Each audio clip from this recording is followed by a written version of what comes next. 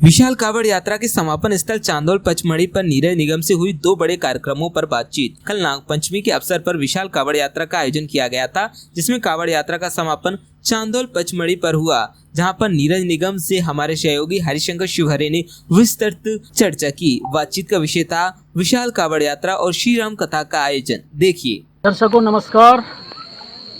मुंबई में सोनू निगम है और गुना में नीरज निगम।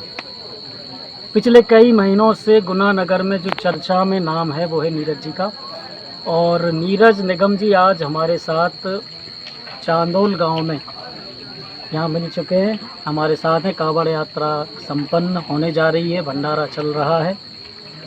उनसे जानना चाहेंगे कि दो बड़े बड़े आयोजन आपने कर चुके हैं, धार्मिक आयोजन है और बड़े स्तर के कार्यक्रम हैं, तो इनकी जो प्रेरणा है वो आपको कहाँ से मिल रही है? जी नीरज जी, बहुत बहुत स्वागत है। बहुत बहुत धन्यवाद कि आज आपके माध्यम से मैं गुना शहर की, गुना जिले वासियों की जनता के सामने आपकी सवाल का जवाब मुझे देना है।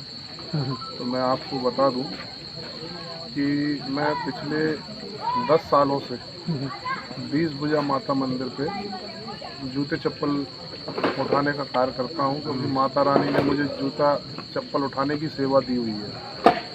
तो मैं पिछले 10 सालों से नवरात्रि के अवसर पर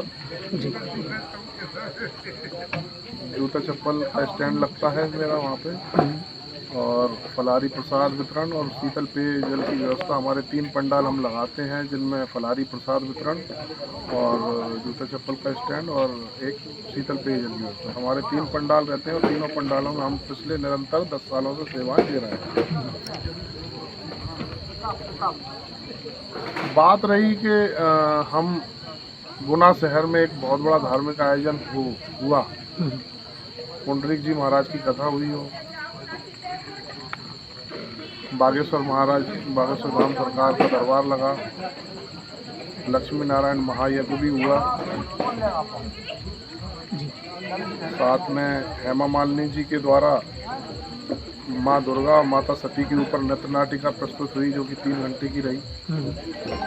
अनूप जलोटा जी आए, लखबीर सिंह लखा जी आए, उन्होंने एक श्याम खाटू वाले के नाम का आयोजन किया। बाबा सत्यनारायण मौर्य जी भी आए। तो इस तरह का आयोजन हमने किया, लेकिन उसकी प्रेरणा जो मेरे को मिली, मैं माँ 20 भुजा माता मंदिर पे पिछले कई वर्षों से सेवा दे रहा हूँ, तो मुझे वहाँ बैठ के लगा एक दिन कि हमारे देश के बड़े बड़े धार्मिक स्थलों का जीर्णोद्धार हो रहा है, और हमारा 20 भुजा माता मंदिर अति प्राचीन मंदिर है, लगभग 5 से 5.5 हजार वर्ष पुराना मंदिर है। किसी व्यक्ति की वहाँ पे निगाह क्यों नहीं पड़ी जी?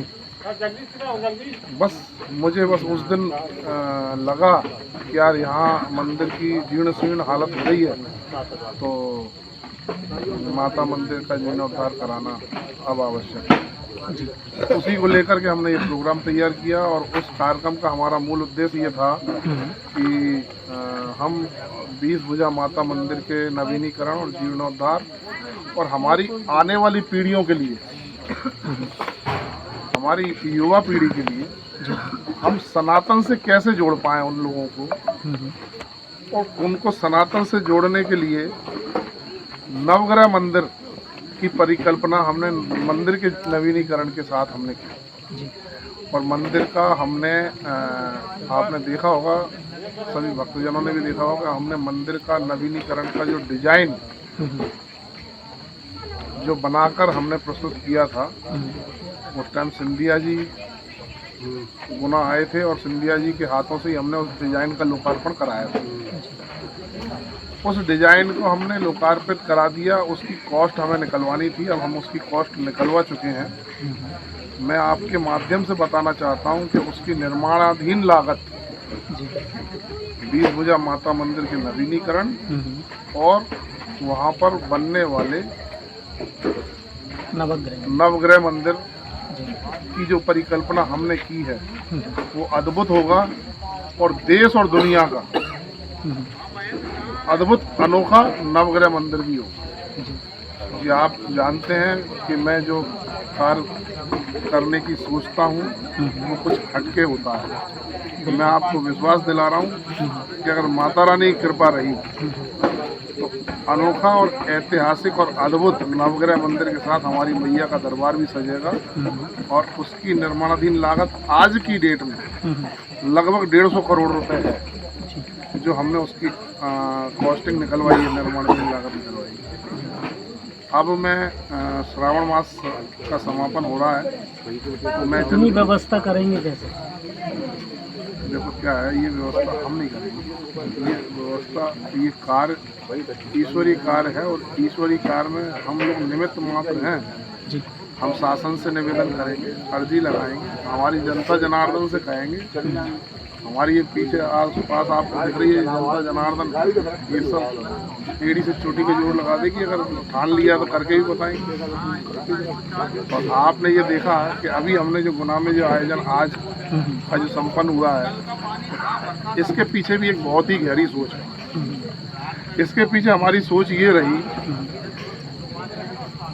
कि 19वें वर्ष बाद श्रावण मास और पुरुषोत्तम मास एक साथ हमको मिले और इस वर्ष हम ऐसा कैसा धार्मिक आयोजन करें जिससे हमारे जो गुना जिले के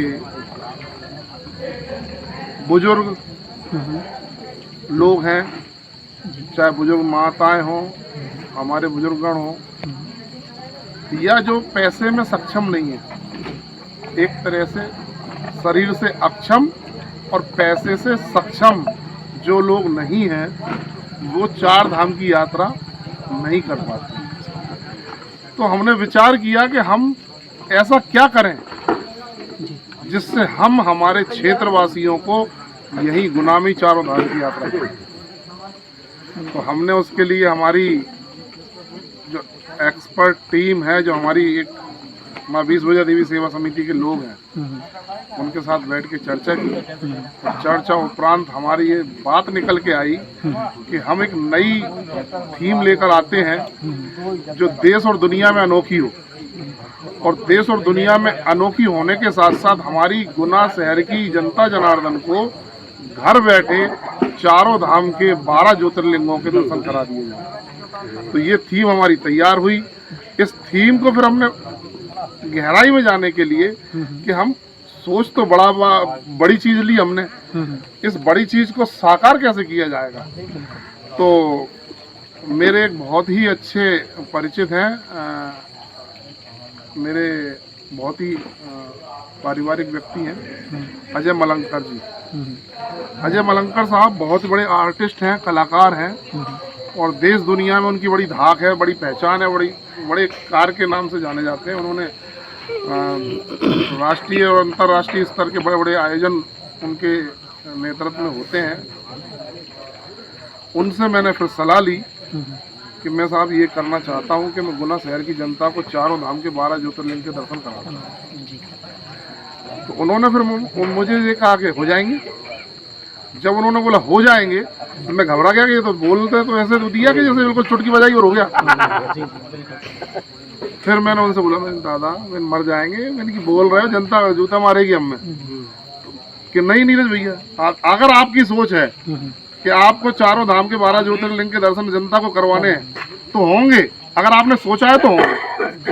मैं दादा मरवाओगे नहीं तो मैं मुंह दिखाने लायक नहीं बचूंगा। नहीं नीरज भैया आपने बोला है और हो गया।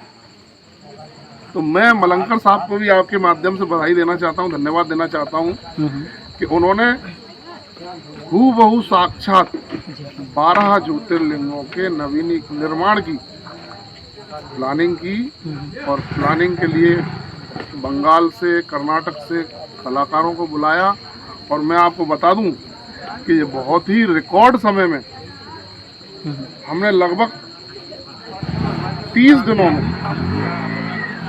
दिनों में रिकॉर्ड 12 ज्योतिर्लिंगों का निर्माण किया, और 12 ज्योतिर्लिंगों के निर्माण के साथ उनके रथ भी नए बने हैं, उनमें टायर भी नया है और रिम भी नया है, पूरा का पूरा नीचे से लेके ऊपर तक उसमें ऐसी कोई चीज़ नहीं है जो पुरानी है। तो मैं बता दूं कि गुना शहर की जनता जनार्दन के लिए और हमारे हमारे 12 ज्योतिर्लिंग के हमारे देवादिदेव महादेव हैं, उनको जैसा मंजूर था कि उनको पुराने रथों में विराजित नहीं होना था, उन्होंने अपना खुद का निर्माण और वो खुद अपनी इच्छा से गुना शहर की जनता को, जनता जनार्दन को दर्शन देने आए हैं। मैं आप सबको बता देता हूँ, ये हमारा सामर्थ्य की भी बात नहीं है, ये तो बाबा महाकाल 12 रूपों में गुना शहर की जनता को दर्शन देने आए थे। मैं आप सबके माध्यम अच्छा, से ये और गुना शहर की जनता जानना को चाहेंगे बहुत बहुत कि धन्यवाद देता हूँ कि उन्होंने भरपूर जी, दिल से पलक पावड़े बिछा के जो इस 12 ज्योतिर्लिंग वाली कावड़ यात्रा का जो पलक पावड़े बिछा करके ऐतिहासिक स्वागत किया है। ऐसा लग रहा था कि पूरा का पूरा गुना और गुना शहर की जनता और गुना शहर के आसपास के गांव की जनता रोड पर सिमट के आ गई हो। ऐसा अद्भुत नज़ारा मैंने कभी जीवन में नहीं। नीरज जी, ये और जानना चाहेंगे, गुना नगर के आसपास और भी कई गुफाएं हैं, यही गुफा क्यों चुनी? अब मैं आपको बता दूं कि इस गुफा से मेरा एक बहुत पुराना नाता है जी। मैंने अपने सामाजिक जीवन की शुरुआत यहीं से की थी। तो ऐसा भाव था कि जब मेरे सामाजिक जीवन की मेरे को ऊपर ऐसा आशीर्वाद इस जगह का है और इस क्षेत्र के, इस पंचायत के जो ग्रामवासी हैं, मुझे उनका अभूतपूर्व प्रेम, स्नेह, आशीर्वाद मिलता है। मैं चाहे उनसे 6 महीने भी नहीं मिलूं और 1 साल भी नहीं मिलूं, लेकिन जब मिलता हूं या वो मुझसे मिलते हैं तो ऐसे अपनेपन की तरह मिलते हैं जैसे परिवार का कोई साथी सदस्य मिल रहा। इसलिए मैंने यहाँ पे निर्णय लिया कि, और ये मैं आपको बता दूं कि आप हमारे महाकाल को देख कर आए होंगे, तो आप मेरी इन शब्दों के साथ गुना शहर वासियों को उनके दर्शन जरूर कराना। साक्षात बाबा महाकाल के जैसा शिवलिंग, अद्भुत शिवलिंग यहाँ है, अति प्राचीन है और अद्भुत स्थान है। मैं गुना शहर की जनता को बता देना चाहता हूँ। बिल्कुल दर्शकों, ये थे नीरज निगम और इस विशेष कवरेज के साथ मैं था हरिशंकर शिवहरे सिटी न्यूज के लिए, और अब आपसे लेते हैं अनुमति। नमस्कार।